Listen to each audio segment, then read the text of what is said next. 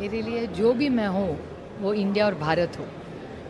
कभी भी भारत में रहते हैं, भारत से बाहर जाते हैं, तब कोई भी कुछ भी हमारी तरफ जब देखता है, हमारा नाम, हमारा राज्य, हमारी भाषा, ये कोई नहीं पूछता। पहले बोलते इंडिया।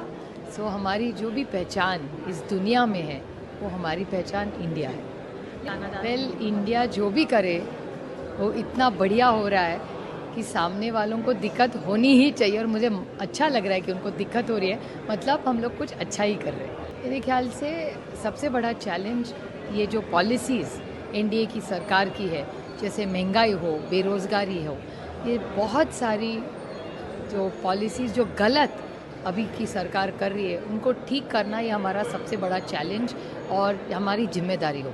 मैं युवा वर्ग को इतना ही कहूँगी कि वोट करना ही चाहिए, दिल और दिमाग के से करना चाहिए, और इस देश में जो प्यार बांटेगा, क्योंकि महात्मा गांधी जी ने हमेशा जो भी इस देश के लिए किया वो प्यार, सम्मान और शांति के मार्ग से किया।